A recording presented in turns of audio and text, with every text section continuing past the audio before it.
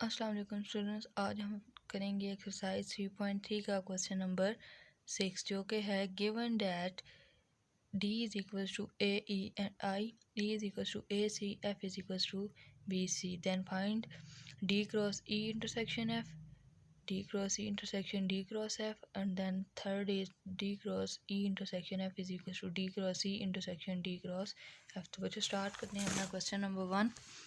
Question number 1 हमारा है D multiply E intersection F। तो बोर्डमैन रूल के मुताबिक पहले ब्रैकेट सॉल्व की जाती हैं, तो हम पहले सॉल्व करेंगे E इंटरसेक्शन F। E की वैल्यू बच्चों हमारे पास क्या है, A and C intersection E की वैल्यू बच्चों हमारे पास है B एंड C। हम इंटरसेक्शन का मतलब जो कॉमन है, तो इनमें जस्ट क्या कॉमन है, C। तो ये हमने क्या फाइंड कर लिया है, E इंटरसेक्शन F। अब हम क्वेश्चन में है D cross E intersection F। अब हम उसको सॉल्व करेंगे। D की वैल्यू है बच्चों हमारे पास A, E एंड I।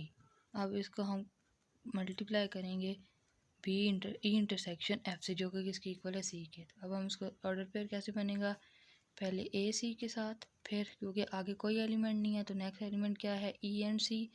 उसके बाद नेक्स्ट क्या है, आई एंड सी। तो ये बच्चों हमारा पहला क्वेश्चन प्रूव हो गया। नेक्स्ट पार्ट है हमारे पास D cross C intersection D cross C. तो हम इसको पहले फाइंड करेंगे डी क्रॉस ई। डी की वैल्यू बच्चों हमारे पास क्या है, A E and I inter multiply E हमारे पास क्या है, ए एंड सी। अब हम इनको मल्टीप्लाई कराएंगे तो क्या ऑर्डर पेयर बनेगा, ए इंटू सी, फिर नेक्स्ट ई इंटू ए, फिर ई इंटू सी, फिर उसके बाद आई इंटू ए, फिर उनके बाद आई इंटू सी। तो ये बच्चों हमने फाइंड कर लिया डी क्रॉस सी। अब हम फाइंड करेंगे डी क्रॉस एफ। डी की वैल्यू हमारे पास as it is A E and I है, और एफ हमारे पास इक्वल है बी एंड सी के। इसको भी cross multiply, A into B, A into C, E into B, then E into C, फिर आई इंटू बी, फिर उसके बाद आई इंटू सी। तो ये बच्चों हमने डी क्रॉस सी भी फाइंड कर लिया है और डी क्रॉस एफ। अब हमने फाइंड करना है इसका इंटरसेक्शन, मीन्स डी इंटू ई इंटरसेक्शन डी इंटू एफ। तो हम वैल्यूज़ लिखते हैं, ए इंटू ए इंटू सी, ई इंटू ए, ई इंटू सी, उसके बाद आई इंटू ए, फिर उसके बाद आई इंटू सी। आगे हमने अब फाइंड करना है इंटरसेक्शन। इंटरसेक्शन के लिए A into B, A into C, E into B, E into C, I into B, and then I into C. तो ये बच्चों अब हम देखते हैं इनमें कॉमन क्या क्या। अब बच्चों इंटरसेक्शन क्या होता है, कॉमन फाइंड करना, तो इनमें देखते हैं ए इंटू ए सेट में नहीं है, तो इट्स मीन ये इसका कॉमन नहीं है। ए इंटू सी इसमें है, तो हम इसको हल्का सा अपनी याद के लिए सिर्फ ये डॉट लगाएंगे, क्योंकि ये यहाँ पे भी ए इंटू सी हमारा कॉमन है। उसके बाद ई इंटू ए दूसरे सेट में नहीं है, ई इंटू सी इसमें भी है और इसमें भी, तो इट्स मीन दो सेट हमारे हो गए। आगे देखते हैं आई इंटू ए इसमें नहीं है, उसके बाद आई इंटू सी इसमें भी है और इसमें भी, तो इट्स मीन इनमें कॉमन क्या क्या आया है, इनमें कॉमन आया है ए इंटू सी, फिर उसके बाद E into C, and then I into C. तो यही बच्चों हमारा क्वेश्चन नंबर 6 के पार्ट बी का आंसर है। पार्ट सी है बच्चों हमारे पास D cross E intersection F is equal to D cross E intersection D cross F. बच्चों बहुत ईजी है, जो बेसिकली इन दो क्वेश्चंस का ही है। मतलब D cross E intersection F हमारी राइट हैंड साइड है और लेफ्ट हैंड साइड हमारी है D cross E intersection D cross F. वो जो हमने वैल्यूज़ फाइंड की हुई हैं, तो हम इनको एज इट इज़ पुट कर देंगे। अगर पेपर में आता है तो आपने पहले इसको इस तरह पूरा सॉल्व करना है, उसके बाद आपने इनका left hand side is equals to right hand side prove करनी है। तो हम स्टार्ट करते हैं। हमारी लेफ्ट हैंड साइड क्या है बच्चों, D cross E intersection F.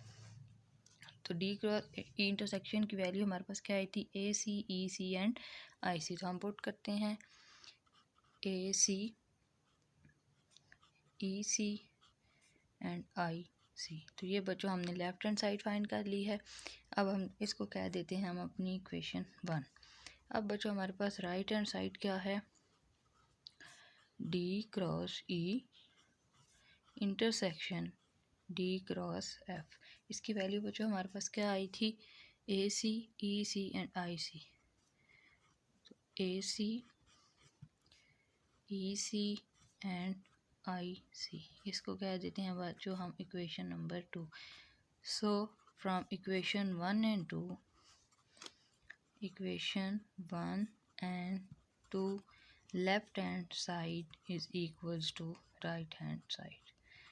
Question number 6, उम्मीद करते हैं आपको समझ आ गई होगी। नेक्स्ट है जी हमारा क्वेश्चन नंबर 7, जो कि है given that A is equals to X such that X belongs to N X less than 3 and B है Y such that Y belongs to whole number Y less than 2 और सी आपको given है 0, 2 and 4। तो आप कह रहे हैं verify करें A cross B minus C is equal to A cross B minus A cross C. तो इसको वेरीफाई करने से पहले बच्चों या तो हम इन तीनों को सेट बिल्डर फॉर्म में लें या हम इन तीनों को टेबुलर फॉर्म में लें, तभी हम इसको सॉल्व कर सकते हैं, अदरवाइज हम इसको सॉल्व नहीं कर सकते।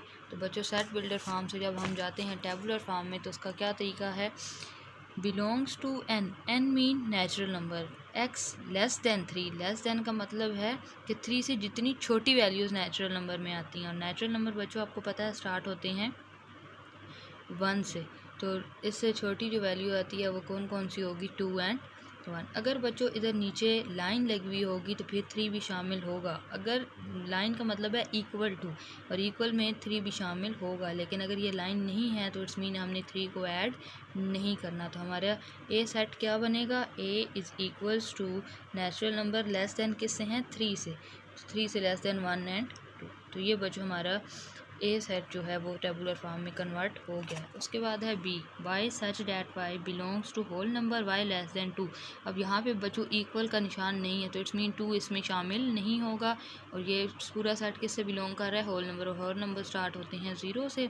सो बी सेट हमारा क्या बनेगा, 0 एंड 1, और सी हमें ऑलरेडी टेबुलर फॉर्म में गिवन है जो इसकी क्या वैल्यू है, 0, 2 एंड 4।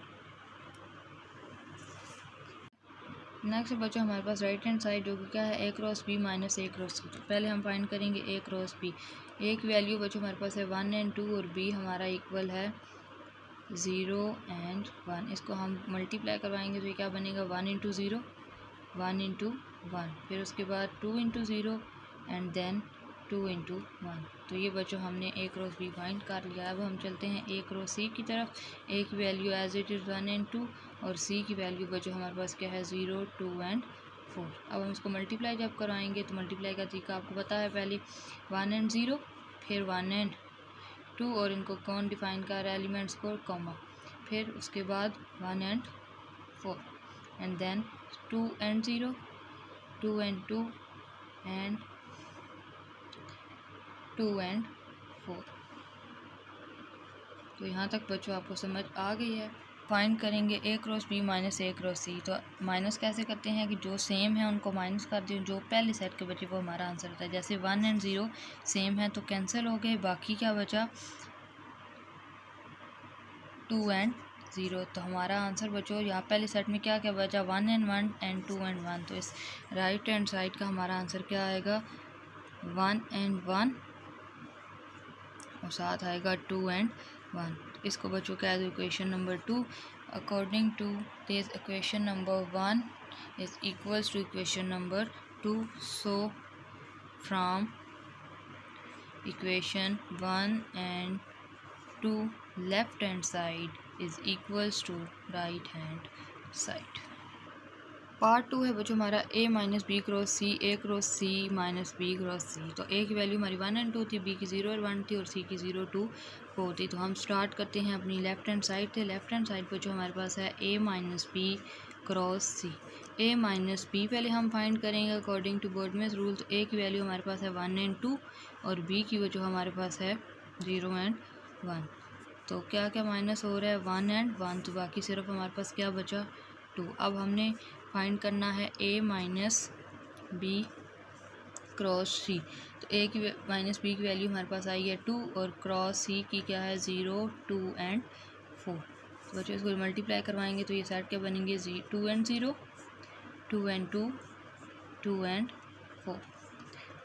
तो ये बच्चों हमने प्रूव कर ली है right hand side, left hand side. अब हम चलते हैं अपनी राइट हैंड साइड की तरफ। तो राइट हैंड साइड हमारे पास क्या थी, A cross C minus B cross C। तो पहले हम फाइंड करेंगे A क्रॉस C।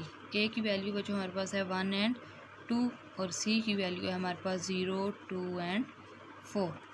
तो हम इसका ऑर्डर पेयर बनाएंगे 1 into 0, 1 into 2, 1 into 4। Next 2 into 0, 2 into 2 and then 2 into 4।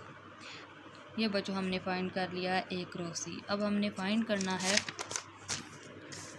B cross C। B की वैल्यू हमारे पास है 0 and 1 क्रॉस 0, 2 and 4।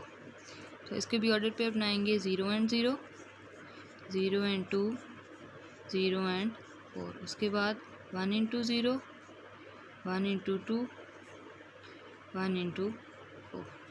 तो ये बच्चों हमने B क्रॉस C भी फाइंड कर लिया। अब हमारी लेफ्ट हैंड साइड क्या है, A cross C minus B cross C। अब हम इनकी वैल्यूज़ पुट करते हैं और देखते हैं कि इनमें क्या कॉमन है और क्या माइनस होगा और क्या माइनस नहीं होगा। तो पहले हम लिखते हैं A क्रॉस C की वैल्यू। तो ये बच्चों हमने लिख ली है A क्रॉस C की वैल्यू, आगे माइनस। अब हम लिखेंगे B क्रॉस C की वैल्यू जो कि है हमारे पास 0 and 0, 0 and 2, 0 and 4, 1 and 0, 1 and 2 and 1 and 4। ये बच्चों हमारे पास हमने अपने दोनों सेट्स लिख लिए हैं। अब हम देखते हैं इनमें से क्या क्या माइनस हो जो कट हो सकते हैं वो कौन कौन सा सेट है, 1 0 1 0 के साथ, 1 2 1 2 के साथ, 1 4 1 4 के साथ। तो हमने माइनस में आंसर वो लिखना होता है जो हमारे पहले सेट में बचता है। तो पहले सेट में हमारा क्या बचा है, 2 and 0, 2 and 2 and 2 and 4। तो ये बच्चों हमारी बन गई इक्वेशन नंबर 2। आइए हम देखते हैं कि हमारी 1 भी यही है। तो 1 भी इक्वेशन भी हमारी सेम टू सेम है, 2 0 2 2 and 2 4 और 2 हमारी है 2 0 2 2 from equation 1 and 2 left hand side is equals to right hand side. बच्चों क्वेश्चन नंबर 7 स्टार्ट करने से पहले आपको उस क्वेश्चन का कंसेप्ट के बारे में पता होना चाहिए कि इस क्वेश्चन में पूछ क्या रहे हैं। तो इस क्वेश्चन में एक न्यू चीज़ पूछ रहे हैं जिसको नाम उन्होंने दिया हुआ है arrow diagram. Arrow diagram basically क्या होती है, एरो डायग्राम होती है पिक्टोरियल रिप्रेजेंटेशन ऑफ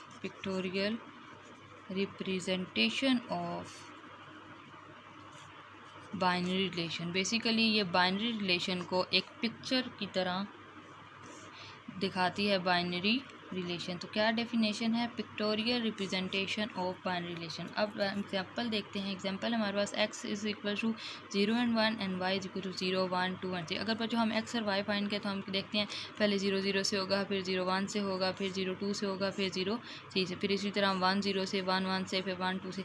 तो बच्चों इस को ड्रा करेंगे, हमारे पास दो सेट है तो हम दो ओवल शेप्स बनाएंगे। पहला जो हमारा ओवल होगा वो x होगा, दूसरा जो होगा वो क्या होगा, y होगा। अब x की जो एलिमेंट्स हैं वो क्या क्या हैं, 0 and 1, जबकि y की क्या हैं, 0 1 2 and 3। अब बच्चों एरो हेड डायग्राम पहले 0 सबके साथ एरो बनाएगा, 0 0 के साथ, 0 1 के साथ, 0 2 के साथ एंड देन 0 3 के साथ। उसके बाद सेकंड एलिमेंट आता है, पहले 1 0 के साथ, फिर 1 1 के साथ, फिर 1 2 के साथ एंड देन 1 into 3। तो ये है बच्चों बेसिकली एरो डायग्राम। अब हम अपना स्टार्ट करते हैं क्वेश्चन नंबर 7। क्वेश्चन नंबर 7 है जी कि x की वैल्यू आपके पास x साइड है x whole number x less than equal to 2 and y है -1 -2 एंड -2। आपने फाइंड करना है x into Y, y into X. और हमने क्वेश्चन में उन्होंने कहा है कि इसको प्रूव करें एरो डायग्राम से। तो सबसे पहले तो बच्चों हम इस सेट को टेबुलर फॉर्म में लाएंगे। अब देखो बच्चों इसके नीचे लाइन लगी हुई है, इट्स मीन इसमें 2 भी शामिल है। तो इट्स मीन हमारा x क्या बनेगा, होल नंबर है। होल नंबर किससे स्टार्ट होते हैं, 0 से। अब किससे लेस हैं, 2 से, लेकिन 2 खुद भी इंक्लूड है तो 0 1 एंड 2। और y हमारे पास पहले से टेबुलर फॉर्म में है, वो क्या है, -1 -2 एंड -3। अब हमें बच्चों इसका एरो, अब वो कह रहे हैं कि x इंटू वाई फाइंड करें और फिर उसी से y इंटू एक्स फाइंड करें। तो हम पहले पार्ट 1 सॉल्व करते हैं। पार्ट 1 है हमारा x क्रॉस। बच्चों हम ड्रा करते हैं पहले x का ओवल और फिर हम ड्रा करते हैं y का ओवल। x के जो एलिमेंट थे वो क्या क्या थे, 0, 1 एंड 2, और इसके क्या थे, -1, -2 एंड -3। पहले 0 -1 के साथ, फिर 0 -2 के साथ, फिर 0 -3, फिर 1 इंटू -1, 1 इंटू -2, 1 इंटू -3, फिर 2 into -1, 2 into -2 and then 2 into -3। तो ये है बच्चों हमारे पार्ट 1 की एरो डायग्राम। पार्ट 2 है बच्चों हमारे पास y क्रॉस x। अब बच्चों हम पहले किसका ओवल बनाएंगे, y का, और फिर हम किसका बनाएंगे, x का। अब y की एलिमेंट्स क्या क्या थे, -1, -2 एंड -3, और इसके क्या थे, 0, 1 एंड 2। तो पहले 1 0 के साथ, 1 1 के साथ, 1 2 के साथ, फिर -2 0 के साथ, 2 1 के साथ, और फिर -2 2 के साथ, फिर 3 इंटू 0 के साथ, 3 इंटू -1 एंड 3 इंटू 2। तो ये है बच्चों हमारे इस क्वेश्चन की एरो डायग्राम। यहाँ पे हमारी एक्सरसाइज 3.3 कंप्लीट होती है। उम्मीद करती हूँ कि आपको जितने भी क्वेश्चन समझ आए हैं वो समझ आ गए होंगे।